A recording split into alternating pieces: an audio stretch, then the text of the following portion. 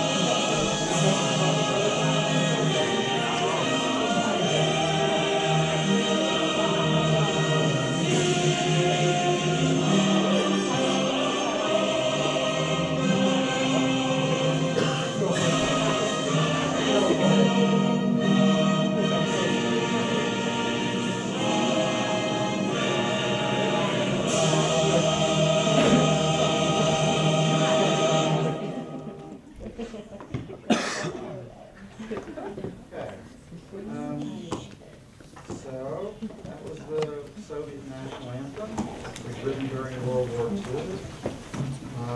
Russia still uses the tune, although they changed the lyrics in 1991 thereabouts.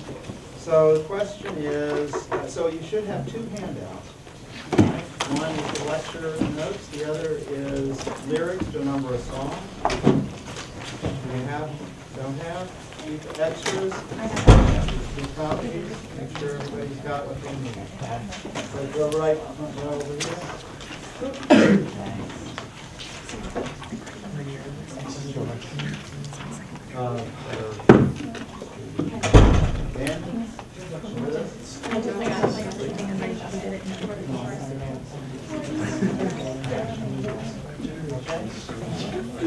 Okay, so national anthem. Everybody have copies in hand? We're going to show a number of videos today, two of which you've just seen, the Canadian national anthem, the Russian national anthem. Okay, so you thought some about music. This is one of your exam questions. The exams aren't done yet.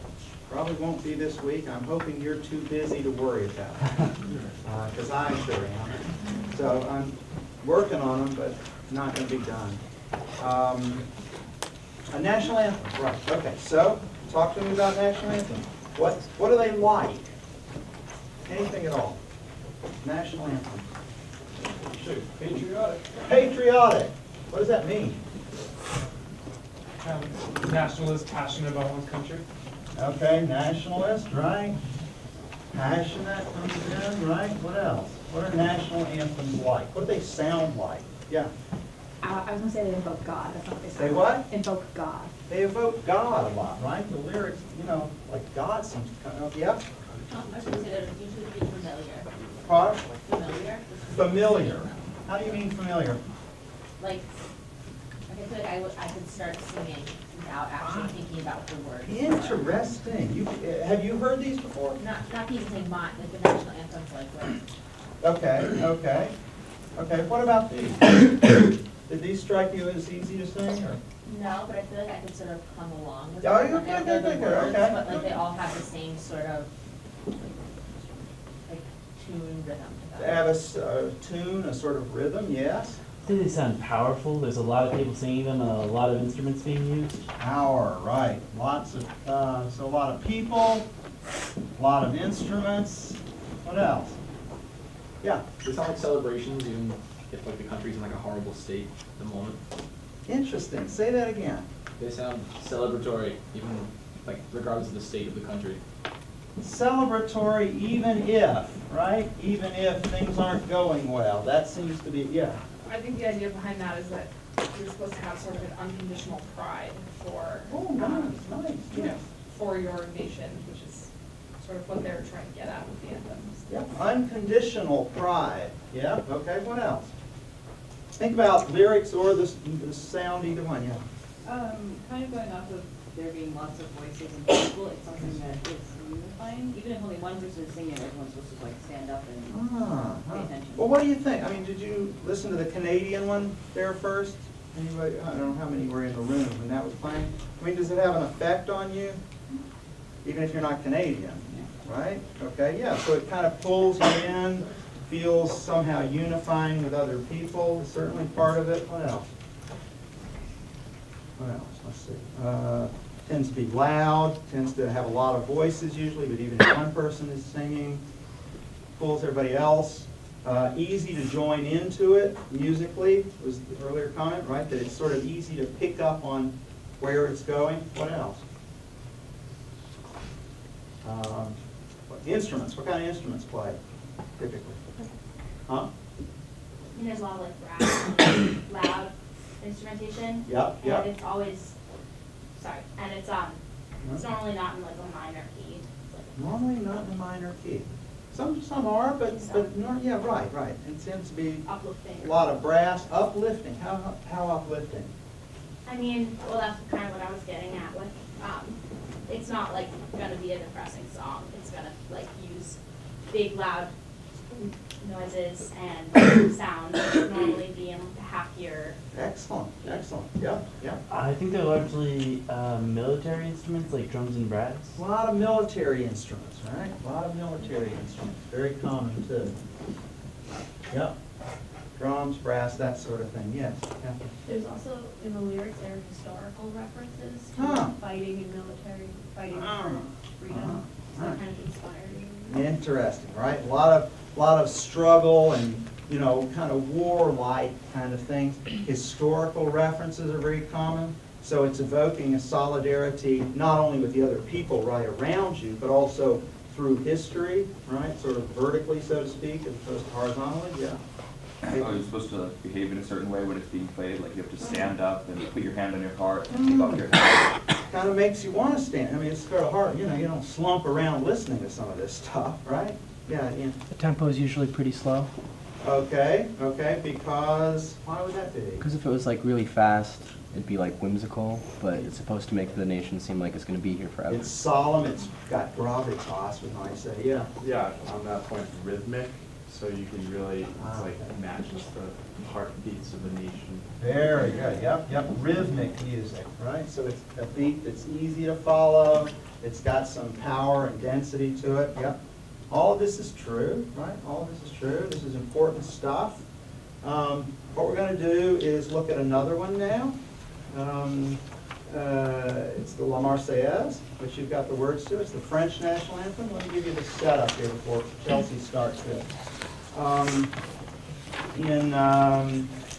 the La Marseillaise was written in the 1790s, I believe, right after the French Revolution. And it was written when France had been invaded. And it's basically a song about how we're going to drive you guys out, and we're going to kill you, and we're going to water our cornfields with your blood. Right? I mean, this is a serious national anthem, and quite popular in France, obviously. So in 1940, France was invaded by Germany, right? World War II, and the country was overtaken. Germans also invaded part of North Africa, which the French had held up until that point, including Morocco, which is where the city of Casablanca is. And there was a movie made called Casablanca, starring Humphrey Bogart. That's what this clip is from. So the setup here is there's a cafe in Casablanca. Now Rick, Humphrey Bogart on the left, was an American, but the Americans weren't really involved at this point when this supposedly was taking place. But there are a lot of French people in Casablanca, and they go to these cafes. Well, now that the Germans, have taken over, they go to the cafes too. And periodically they get all excited about being Germans. And what happens here is a group of German officers start singing a song called Die Wacht am Rhein, which is a German marching song about how, like, we're going to invade France, more or less. More or less. So they start singing that, and what you'll see is, what you'll see. Okay, please. Famous movie scene. By the way, if you've never seen Casablanca, let's see.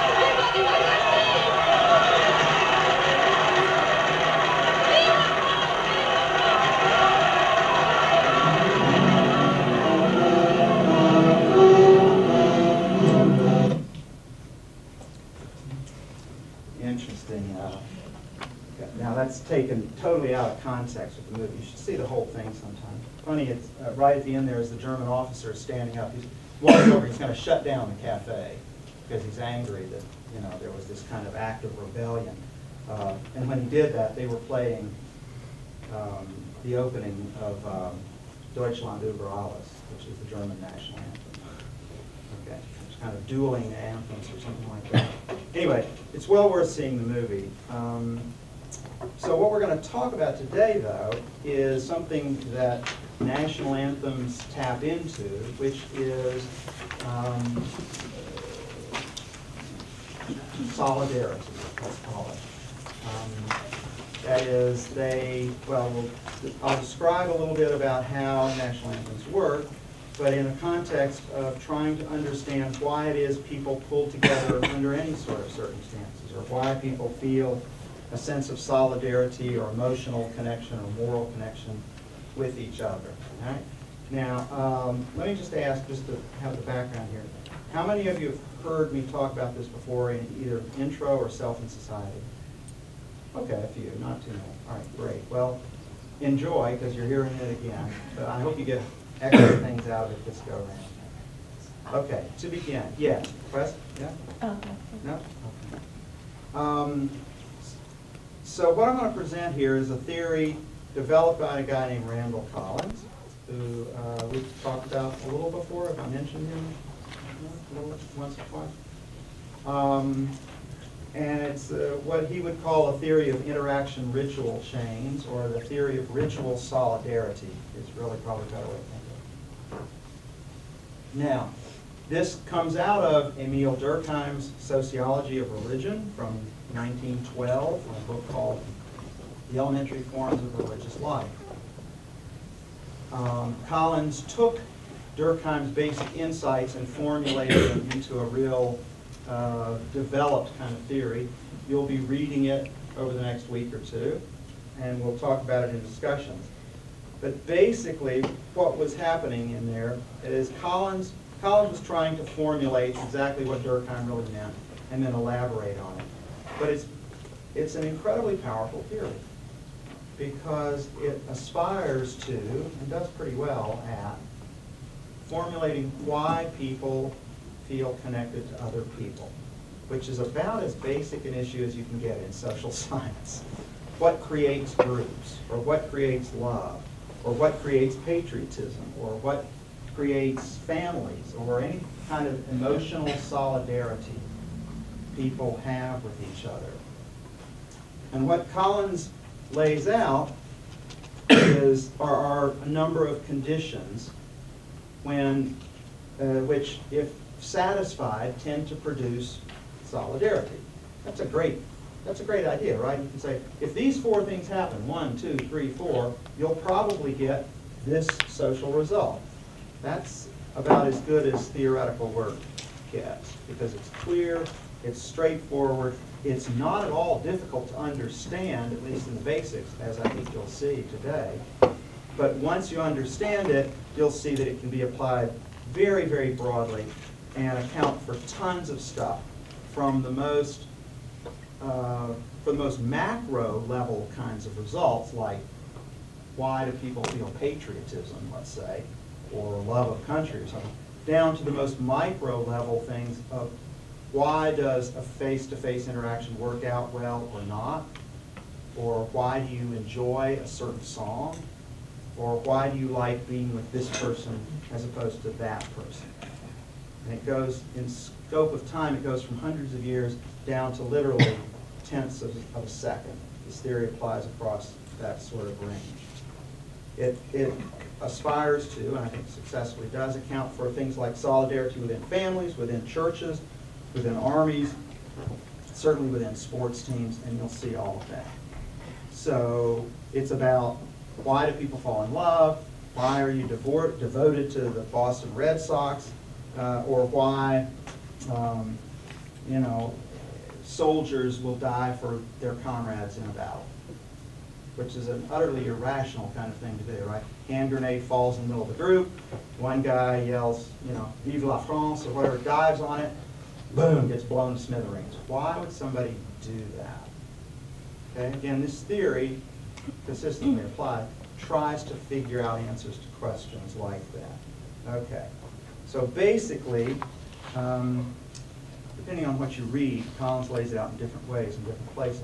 But basically, we could say there are 4 conditions that tend to produce solidarity. Now, when these 4 conditions, meaning when these things go up, you get more solidarity. When they go down, you get less. Condition number 1, crucial, is physical co-presence. That is, if you want to feel close to another person, you need to spend time with them. Maybe that's the way of putting it.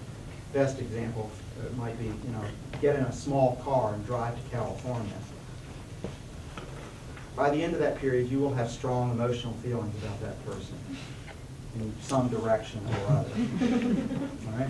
So physical co-presence is the first thing. In other words, being physically close to people makes you feel stronger about that person, makes you have an emotional response to that person. And it works at the biological level. So if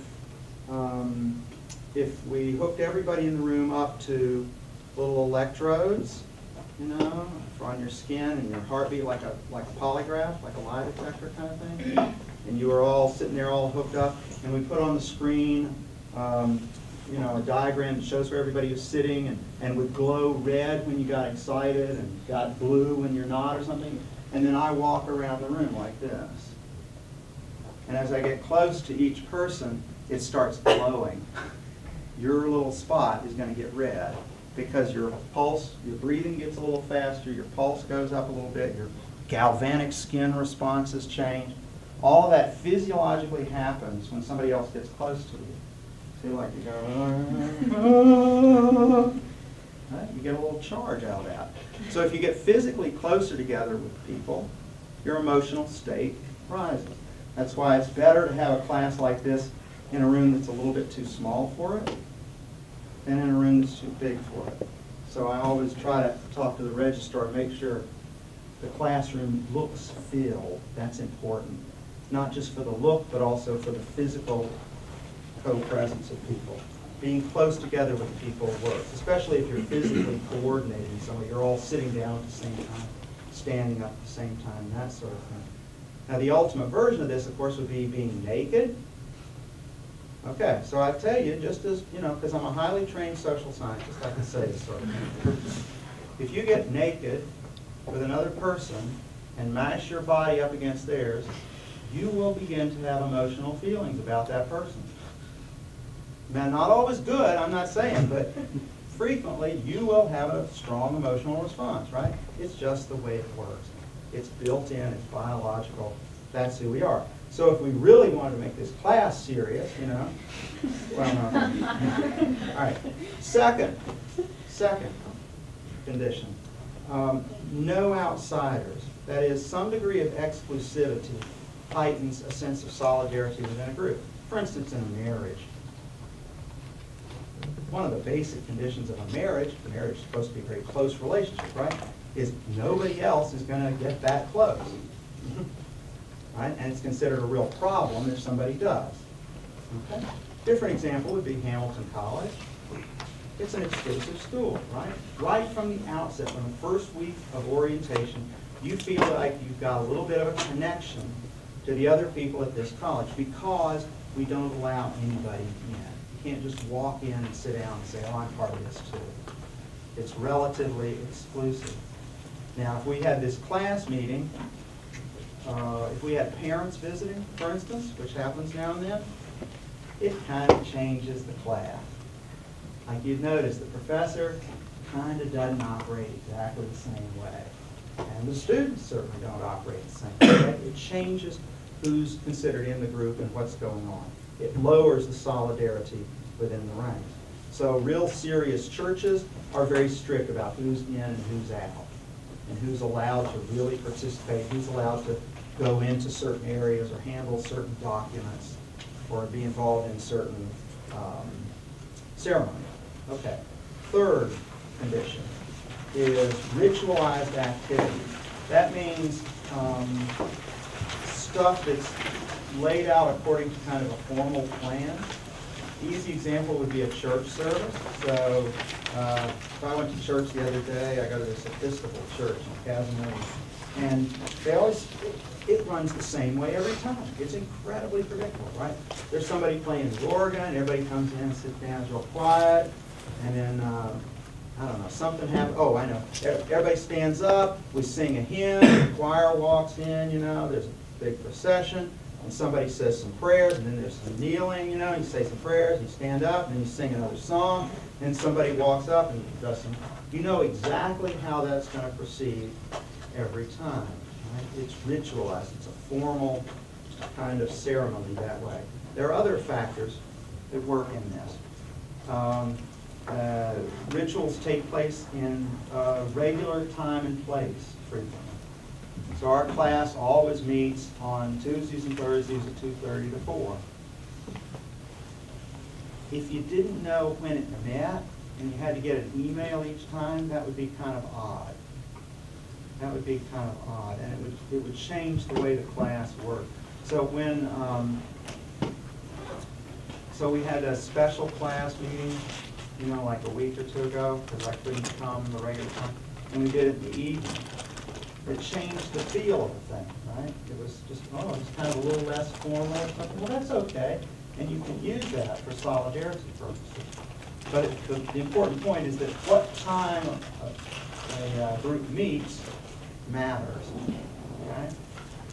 Regular time, regular place. Ceremonies like family dinners, every night at 6 o'clock. I mean, when I was growing up, it was every night at 6 o'clock. We would sit down and eat dinner together as a group. It was It was ritualized, it was routinized. Same thing happens for religious services, and in fact, Emile Durkheim said that that our whole notion of time was actually built, it came out of the rhythm of religious ceremonies that were repeated at the same time every week or every month or every year or whatever it was. Actually, the week is a great example of this. A week is, so most of our units of time are based in nature, like the year, It's like, oh, it's snowing again. It must be something, like winter. But a week is a totally arbitrary construction. You realize that? There's no basis in nature for having a 7-day week. No. And in fact, different societies have weeks of different length, from 2 days up to 20 days. Right? But they tend to be based around the rhythm of religious ceremonies. So in our case, we do a 7-day week because in Judaism, right, it was a 7-day week, and it came out of that tradition. Every 7 days, you're supposed to stop and take a break and think about God. And part of the reason they did that was if the period gets too much longer than that, people aren't thinking about God enough. So you get this kind of pulse or rhythm, right, to social life. It operates over a long span, like a week, or a short span, like a few seconds in the case of the national anthem. Okay, regular time and place. Regular place, too, is important. So when you come back for a Hamilton reunion in 20 years, which a fair number of you actually probably will, I guess 50% of you will, you'll want to go to certain places that have some meaning for you in your college career. You go, oh, that's where, oh yeah, we used to, that's where my social class met. Or, that's where, oh yeah, all sorts of things. That's where I first kissed, or that. And places have some significance. So, okay, so regular time and place. Coordinated physical activity is another part of ritualized activity, or ritual. Coordinated physical activity. A great example would be, well, in a church service, they're standing up and sitting down at the same time.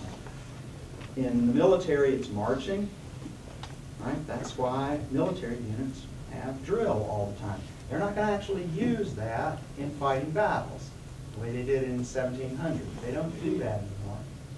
But they do emphasize drill, like getting everybody lined up and they all move at exactly the same time, so on. So they start thinking of themselves as a unit, as one group of people, rather than as separate individuals.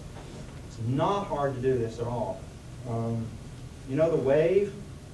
You know what I mean by a wave? Like in a football stadium? It comes from Mexico originally. Soccer games in Mexico. They've done these with hundreds of thousands of people in a stadium going around and around and around. But it's easy to do right here, okay? You ready to go? Ready to go? Okay, ready? Go. And back, and back, and back. And back. Woo! Well, that was fun, huh? How'd that happen? Guy was just yakking on. Next thing you know, we're doing the waves. That's good, though. And you see the effect it had on you? It immediately has a positive effect. Why? Well, is it because it's funny? Is that? I mean, that's part of it. But it's also fun, right? There's something just kind of viscerally enjoyable about coordinating your activity with the activity of other people, which is why dancing is fun, which is why team sports are fun when they work well. You know, and you're coordinated right, you pull off a really good play where there's this person passes, tick, tick, tick, tick, boom, score, hey! It's exciting, right? Because you're working with other people, and that synchronizing with other folks seems to be positive just in itself. It gives you a rush. Another component that seems to have an effect on these ceremonies sometimes is shared pain or suffering. I have it here under ritual activity. That's not where it belongs. It really belongs under exclusivity. Okay? Because if you're sharing pain, pain is something that people avoid, just by definition. Right? You don't want to do it, it's not pleasant. But if you go through it with some other people, you have that in common, and it separates you from the rest of the world. Other people haven't suffered this way. Other people haven't gone through boot camp or initiation or, smallpox or whatever you want, right? That's not a good example because it's not deliberate. But if you do it deliberately as part of initiation rites are the best example, because there's deliberate. You deliberately undergo certain pain in order to feel a part of the group. That separates that group from everybody else. Okay. So number 4 is a shared focus of attention. That is, when you're doing all this stuff, you've got to be aware. Okay. First, everybody needs to be aware that everybody pays attention to the same thing. And second is that it's sort of mutual. That is, you know that everybody else is paying attention to the same thing. So the fun deal is not, for instance, reading a book and really liking it. The fun deal is knowing that millions of other people like that same book, and you can talk about it. Right? Which is another reason why songs are so important in this kind of logic. Because when you're singing and other people are singing with you, you know that everybody else is paying attention to the same thing, namely the song, right? And songs, I think we talked about this a little already, but songs, music is a great coordination device because it's so complicated, relatively. I mean, it's one thing to stand up and sit down together. That's pretty easy. Or the wave, that's not hard to get going. A song goes up, it goes down, it goes up, and then the words change on the next verse. But if you're singing it, especially if it's a special song that other groups don't know, right? I don't know. Any of you know Carissima? How many? Hamilton? Okay, not many. That's Hamilton's alma mater, sort of. It'd be a better one if everybody knew it, right? And then, you're somewhere and somebody starts singing, and all the Hamilton people stand up and start singing Carissima. And it's coordinated, right? You go up and down together, and you know when the high points are, and you know when you're supposed to get emotional and when you're not, and so on. Okay, so shared focus of attention. Lots of different ways of doing it. Singing is a big one. Chanting, praying is all about this kind of stuff. Responsive readings of various sorts are about this. Marching. If you have, for instance, a stadium. Okay. This is a big difference between American stadiums and stadia in other countries. American stadiums are built for individuals, right? They have individual seats a lot of times where you sit down and you got like an armrest, a place for your beer, and because they're trying to sell you all this stuff. Well, that's fine, but it doesn't encourage cheering. It doesn't encourage really getting into the game. What you need is what they have in a lot of European stadium stuff, where you stand and there are no seats and everybody's jammed in together. Right? And when a cheer starts up, everybody's doing it because you can actually feel the other people getting pumped up about it. It's also why they have soccer riots, but let's leave that aside. Okay, I mean, it has to do with the physical setup of the venue. Makes a big difference on stuff like this, as you'll see in a later clip we're going to show. Okay, I'm going to give you an example now, and you've got the words. So there's an event in England called the Proms, which is a week-long, it's basically a classical music festival, and it's the biggest one in the world. And it takes place every summer in London. And the last night of the Proms, and the BBC Orchestra does this, as you'll see. The last night of the Proms, they do nothing but patriotic songs. And so there are lots of people. This is in the Royal Albert Hall, is where this takes place, which is a big performing arts theater. But there are also hundreds of thousands of people watching this on big screen TVs out in parks and stuff. And you'll see that as well. We'll need the lights down to really appreciate this. But look at the words just briefly here before you watch it. It's called Land of Hope and Glory. You'll know the tune as soon as you hear it. Okay, you'll recognize this tune right off the bat, I'm sure.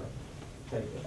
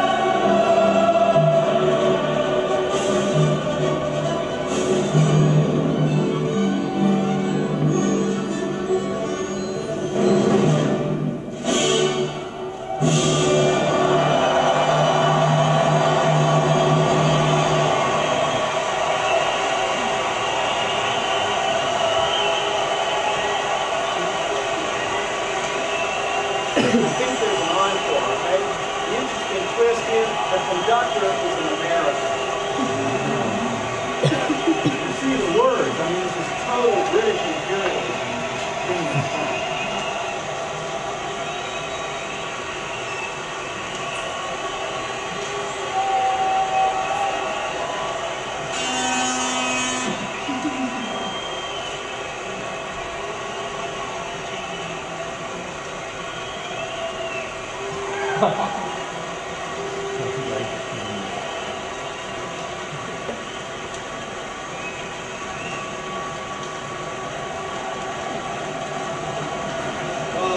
Robinson's gone down very well here. Are we going to hear an encore, some more music, some more pomp and circumstance, or what?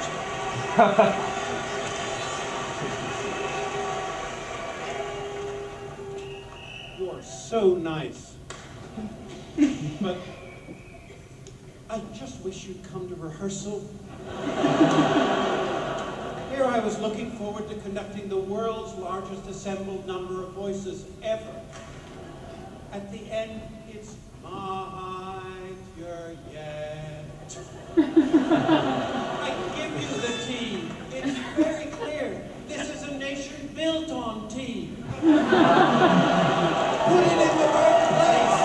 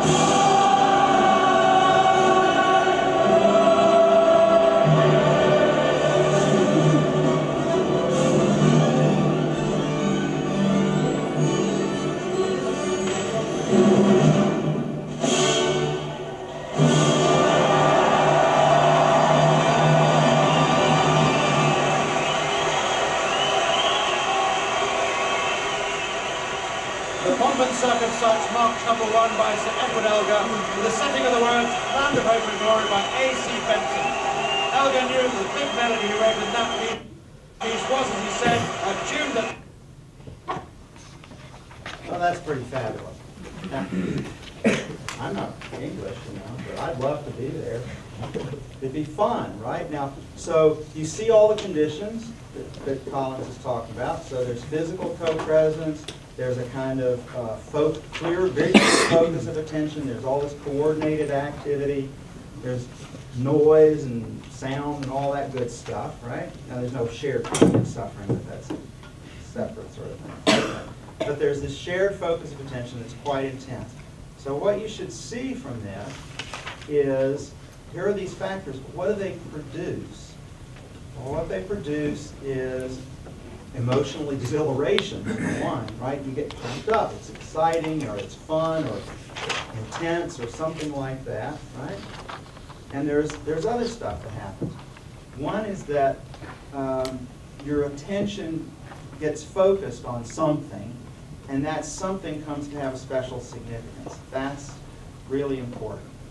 So you've got this tremendous upsurge of emotion and powerful feelings and things.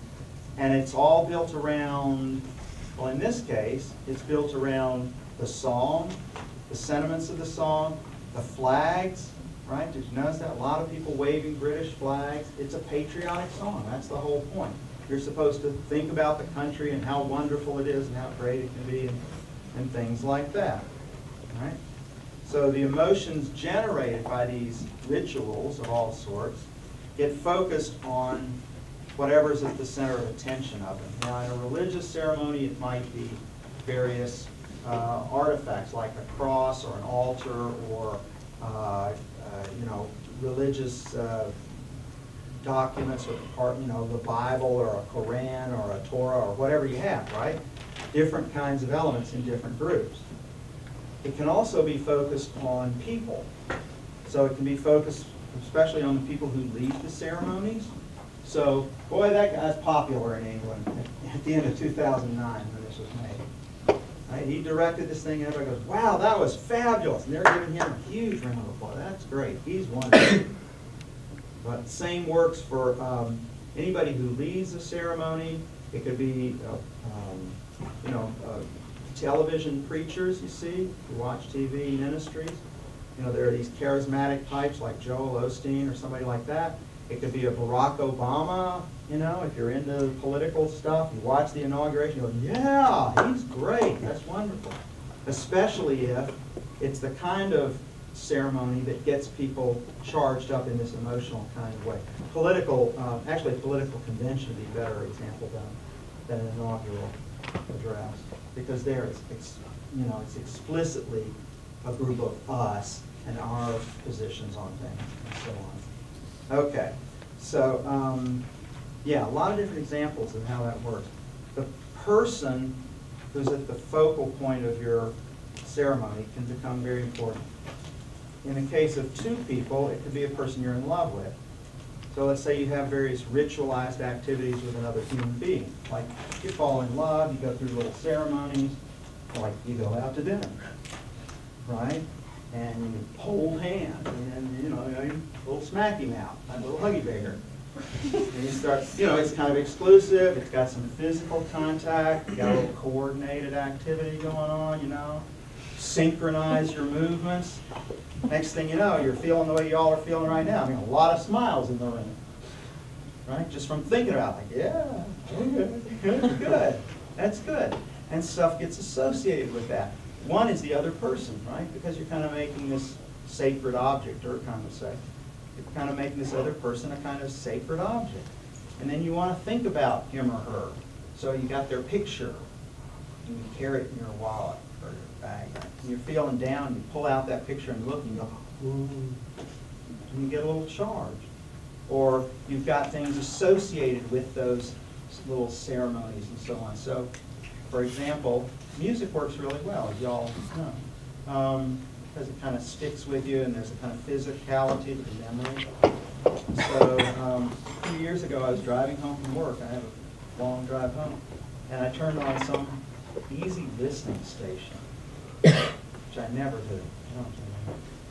But there it was, and I heard this song. It's the theme from the movie Moulin Rouge. It came out many years. The old version of the song came out in the 1950s. It's called "Where Is Your Heart?" is the name of the song. It's not the recent version. There's a song by that name now that somebody or other did, but it's not the same song. Anyway, it's an old song that goes da da da da da da da da da da da. Anyway, and I heard this song. I hadn't heard this song since like 1971, maybe. And I'm driving home, and I started crying, right? Because when I was in my last year of high school, my girlfriend Brenda and I would put on the record player, in her parents' living room, and put on that record and waltz around the living room. That song, And then here I am, 30-something years later, I'm driving along and all of a sudden, because that song had symbolism, which is to say it was associated very deeply with, this other person and our relationship and all sorts of things we did together, and how I taught her how to drive a stick shift in the parking lot at the mall on weekends, and, just all kind of good stuff. All kinds of good stuff. And so those objects can be people. Another good example of that would be something like I don't know. Did you go to football games in high school? Did your high school do that kind of thing? Some do, some don't. Did you ever go to a pep rally? Yeah, pep rallies? Oh, I love pep rallies. That's why they jam everybody in the gym. Like the whole school has to show up. And then you cheer, and it's like, we're gonna kill the bulldogs, from the other team across town or something. And they have everybody in the gym, and you're all cheering and clapping and stuff. And so some person, the cheerleaders are out, they're doing their thing. Somebody's, okay, y'all. This is what they used to do in Tennessee. I remember that. Come on, y'all, yell. And at some point they say, okay, let's bring in Coach Bubba Jones. The coach is always Bubba. Bubba, he's kind of, he's seen better days. But Bubba comes out and everybody, hey, the place goes nuts for Bubba. Right? He's like, well, yeah, I just want to say the Bulldogs got a real good ball club, but we're going to get out there and we're going to kick some Bulldog ass. The place goes nuts. Right? Place goes crazy. Everybody's jumping up and screaming and hollering, having a great old time. And then they say, okay, and now we're going to bring out quarterback Jason Strong and Tall. He's strong, he's tall, he's beautiful. He goes out with a head cheerleader. This really does happen. I'm not making this stuff up. And there he's like, yeah, hey, we're gonna get out there, we're gonna show the Bulldogs how we're gonna give them hell. All right, place goes nuts. And on the big game day, we go out there and we're watching the game, and it's it's like 8 seconds left or something, and we've got the ball on there, on the 18-yard line, and Jason, he's back in the pocket, and the clock's running down. See, you get pumped up just thinking about this stuff, right? The clock's running down because it's all set up in order to get you pumped up. That's the whole point of a game, right? That's what games are designed to do. Give you that kind of rush that we're talking about here. Everybody packed in together, rhythmic activity, all that stuff. And Jason rears back and he throws the long bomb, and guy reels it in, he pulls it ball in, score! Place goes nuts. Everybody jumps up and cheers. That's like this, deflated. And then from then on, old Jason, he walks down the hallway in school, and everybody's like, oh, there's Jason. There's Jason, strong and tall. Oh God! And all the girls, oh my goodness. And they get all tickled, just to be near him. Because he becomes this sort of sacred object. Right? This kind of special person because he was at the center of a big public ceremony where there's a lot of coordinated activity, a lot of people packed in together, special time, some Friday night in Neyland Stadium or whatever, named after the legendary coach, blah, blah, blah. Okay? That's the way these things work. Let me give you another example of that. This is a real Hamilton example. Cue up the tape, as it were. Okay, you're all familiar with Bon Jovi, the rock band, right? You're familiar with Living on a Prayer. You've got the words here. Watch it. All the components are right here. This is a concert in Wembley Stadium from 1990. There are over 100,000 people. Okay, check it out. Fabulous, huh? So it's a little frustrating when it cuts off, right? Because you're into it, right? You're into the rhythm of the whole thing and the experience, and you kind of want it to wind down gradually. So it's better to be there than to be watching it on YouTube or something. But it works. Now that's a really, really successful ritual. It's fabulously successful. That's why he's famous. That's why the band's famous. That's why Bon Jovi's. And they worked at it. I mean, they worked at it tremendously. If you watch that a number of times, as I've watched it many times actually, that is a very carefully choreographed performance. Right? Very elaborately, carefully choreographed. The way he comes out, the back and forth of the crowd, all that kind of stuff. They know what they're doing, right? That's why the band's famous. Lots and lots of bands don't get that good. Right? Because these factors that we're talking about, the shared focus of attention, being able to direct a crowd in rhythmic activity and stuff like that, that takes a lot of skill. Takes a lot of skill, a lot of hard work. Okay. But when you do it right, like that, you can really pull off some cool stuff. There are a lot of examples of groups that managed to pull this off, better or worse, right? So churches are an obvious case, historically. Some churches are better at it than others. Catholic Church has highly ritualized ceremonies they pulled off pretty well for a long time. People seem to like them. Churches are a great example. Sports teams are another great example, both for spectators and for athletes. So if you're a spectator, spectator sports, again, are designed to produce that kind of effect. That's why they do things like change the height of the pitcher's mound every now and then, to make sure people are scoring enough to keep the crowd involved, so that there's a rhythm to when they do well and when they do badly. Popular spectator sports tend to be ones where one team can't run away with it. Right? They try to keep the teams fairly closely matched so that it's always possible for your team to win, so that everybody stays engaged, which is not the way real life works. Okay? It's structured to produce these kinds of effects. If you're an athlete, you know that you'll go out for practice. There will be a ritual to practice, a pattern probably of the way you do things. You stretch first, and then you do certain exercises, and then certain drills, and then you have a scrimmage, and it'll be organized in a certain pattern. So there's a flow to it in order to keep your attention, if the coach is good, right? Keep your attention, keep everybody involved, make the team feel like they're working together, things of that sort. Shared pain and suffering obviously comes into sports teams as well for stuff like that. Marriages work the same way in the sense of, again, physical co-presence, ritualized activity, like, well, we always do such and such every night before dinner. I don't know what it means, or I'm just sort of making this up on the fly. Like my wife and I, at some point a couple of years ago, got into watching BBC murder mysteries, of which there appear to be tens of thousands. I mean, I don't know how they crank these things out, and they're good. I mean, they're better than a lot of American TV shows, but there are a whole bunch of different ones. And we started watching one every night after dinner, after like an hour or something, and it got to be a real thing. And when you can't, I can't go. I have to go to this thing, at school. I'm going to miss our mysteries. And she said, "Oh no, I'll tell you about it." That's not the same. Anyway, so you get patterns like that, right? You get patterns of lovemaking, but I won't go into that sort of thing. But people in relationships do this, right? You have your Saturday night outing or whatever. That's great. Okay. Families do the same sort of thing, right? With a group of people, where you have, when I was growing up, Christmas was a big deal in my family, very big deal, and it had a whole litany, a whole package of activities associated with it, up to the candlelight service the night before and all this kind of business.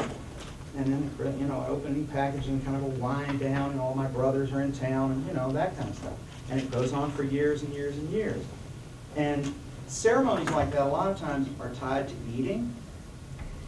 All right? So the most important people in your life tend to be people you eat with in these ceremonial occasions, right? Well, I just have to go home for Thanksgiving, right? Even if you don't like your relatives, right? There's something about big formal meals. Food is a fundamental human activity, right? And when you do it together with other people, it makes you feel close to those people. All right. Let me do a couple of other important points here. Number 6 here on our list. Okay. People enjoy this kind of stuff. Emotional intensity of this sort, where you feel connections to other people, is attractive in itself. It's not just fun, it's enjoyable, understates it. It's profoundly important. Maybe that's a better way to put it. You need this sort of thing to be a functioning human being. And it looks as if, it's biological, right? Collins likes to say, we are hardwired for solidarity. Human beings have a noticeable propensity favoring getting along with the people you're physically close to. And Irving Goffman noticed this same thing, right? When we talked about deference and demeanor, is that there seems to be a bias of getting along with other people in preference to agreeing with what they have to say, or the content of those interactions. You remember that people will put up with the other folks saying all kind of ridiculous bull. But they'll do that in order to keep the relationship itself going. And so if you happen to enter a group at some level, your line, as he said, you'll tend to follow that line because it keeps the relationship smooth. Rather than say, well, I deserve to be in charge. Well, you want to make a big fight of it? Probably not. Most people don't. Most of us prioritize getting along with other people in a way that really gets down to that sort of fundamental nature of it, of face-to-face interaction. Again, this emotional intensity in itself seems to be really attractive, and it can transform. This is for self and society. This is an important point. It can transform your notion of reality. That is, if you've ever been on a sports team you're real committed to and doing it every day and working hard and stuff, you go to a big meet or a tournament or a big event that lasts several days, those few days have tremendous intensity. And it changes the nature of time within that space. So those few days, when you come back, it feels like you've been gone a month. Right? That it somehow, time, you might say, thickens within that space of days, where it has a lot more stuff going on within a very short, objective period of time. And again, that can be enjoyable. And it's something like a really serious religious event would be. It captures that same flavor. And there's a good argument to be made that in contemporary America, at least, sports have replaced religion in lots of those respects, in a way that meets our emotional needs for that sort of feeling. Okay. Let me finally just mention a couple of things. We have about 15 minutes left. We're going to do two things. One is, I'll just throw this out as a general sociological point, though we're not going to get into it too much, is that groups that have that kind of solidarity, groups, that could be from 2 people to 8 people to a college to a country, groups that have really good solidarity have power. They can get a lot more done. Coordinated activity of people is better than random people going off in random directions. It's a real advantage, politically speaking. Let's put that with a kind of small letter P, so it applies all over the place. Politically speaking, solidarity is a powerful thing. It's a very powerful thing. And can be used for all sorts of good as well as bad purposes, right, which we'll talk about a little bit next time. I'll give you an example. So when I was a little boy, and I went to a military school. Did I tell you that? I went to a military academy for 7 years, from 6th grade to post-grad in high school. And every day we would spend an hour at drill, which is to say we would go down to the soccer field and march around. And we had squads and platoons and companies. I don't know if you're familiar with these designations. So a squad would be 10 guys, right? With a sergeant in charge. And then a platoon was 3 squads. And then a company is 2 platoons, which is to say a company is was about 60 people, roughly. Now, when I was in 7th grade, I was little. I was quite small, even for a 7th grader. But we were all little guys, right? And every day at noon, we would go down to the lower soccer field and march around. The junior battalion, they called us, which is kind of a grandiose term. But a lot of little boys in little uniforms with little hats on. And we're marching around silly and stuff. I got pictures to show you. I look ridiculous. but I did, and I had a buzz cut, which gave me only a little more hair than I've got now. So, but we had rifles, you know, and the officers had sabers, swords, right? And the guidon bearers had pennants, you know, and spears, you know, marching along. We looked quite professional, actually. Anyway, but we were little guys. And we'd go down to this field, and the field, the soccer field, was immediately adjacent to Chattanooga Central High School, which was a huge public school of 10th, 11th, and 12th graders, all of whom looked ferocious from our point of view. We were these little guys, and over there were all these big, kind of thuggish-looking characters wearing big leather jackets. That's the way we saw them. They had this 10-foot-high cyclone fence separating us. And these guys, they call us bellhops. You know what a bellhop was? A bellhop was a guy in a hotel who would carry your luggage and wore a little uniform. And they would stand on the other side of the fence, these guys. There'd always be a dozen of them or so out there at their lunch hour. And they would yell, "Hey, bellhop!" And they would throw rocks over the fence at us.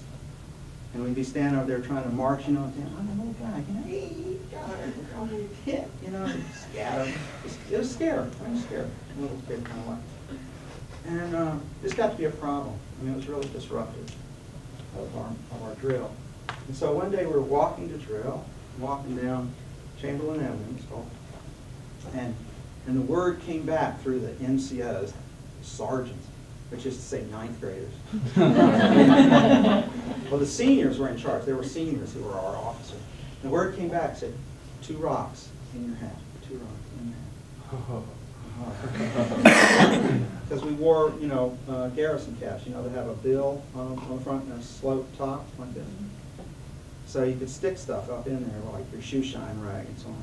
But that day, we each put 2 rocks in the bill of our cap, in the crown cap.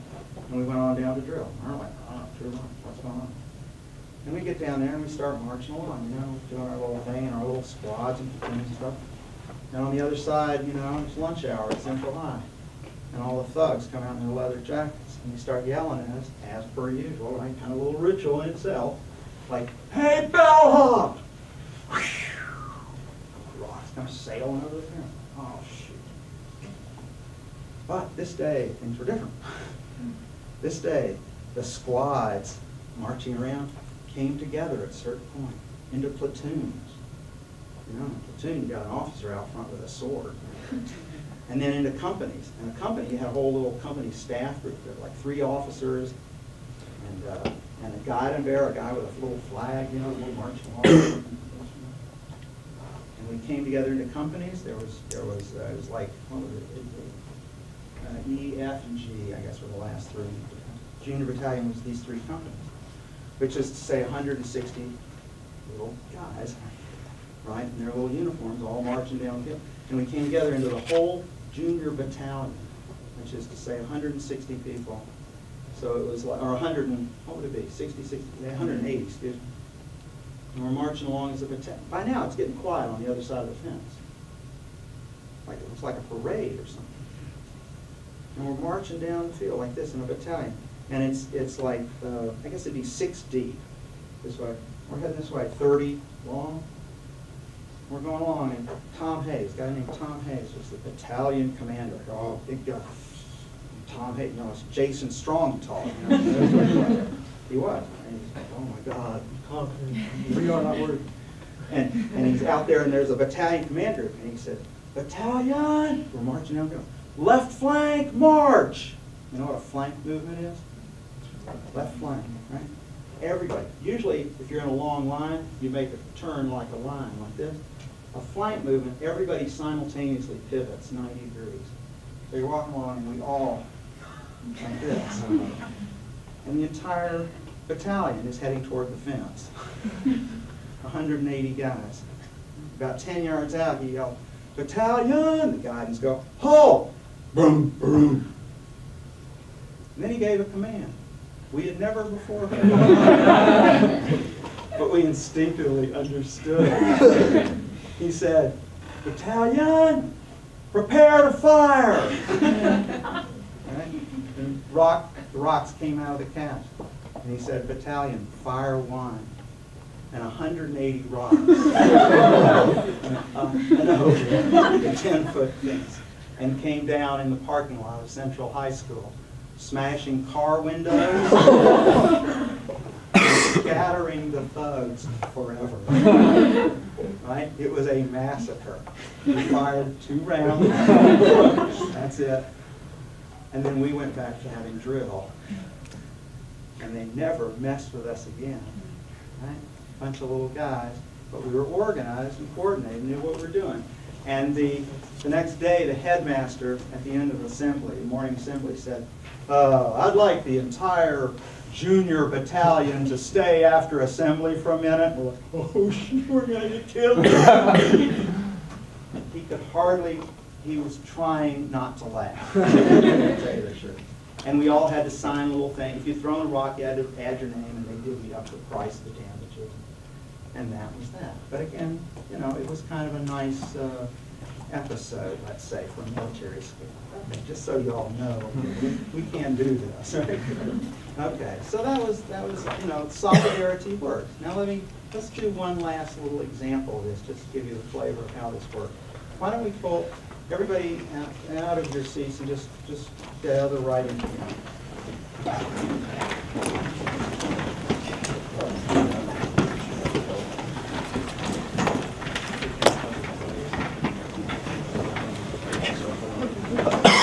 Let's go, let's get right here in front of me like this. You got to get together. No! Get together. All right. Now here's an old thing we did in high school, just so you know, right? But it's going to involve squatting down. Anybody got okay knees? Can you do that? Knees? All right. Well, we'll try. Okay. So what's going to happen is we're going to squat down, and we're going to go swing to the left. Whoops, that's left. Bad cheerleader. Swing to the left, swing to the right, stand up, sit down, fight, fight, fight. That's what we used to do, right? That was just one of many. You understand how this works? Yes. Yeah. Can you repeat that, please? Can you repeat that? Yeah. Pretty tricky. Okay. Swing to the left, swing to the right, stand up, sit down, fight, fight, fight. Okay? We're going to do it 3 times, but the first time we're going to do it a little quiet because we don't want to wake the whole building just yet. All right? Get in closer, get in a little closer, get in a little closer because that's the fun deal. Ready? All right, okay. Okay, all right. We'll have to start squatting down. Ready? Let's start down here. All right, ready? Swing to the right, swing to the right. Stand up, sit down. Very good. You all are really good. Intro last semester. Let's try it second time. Just be sure. Right down. Ready? Swing to the left, swing to the right. Stand up, sit down. Okay. Now this time we do it full volume. Have a great time and then leave the room so I don't get in trouble. All right, ready? Ready? Swing to the left, swing to the right. Stand up, fight, fight, fight. Right.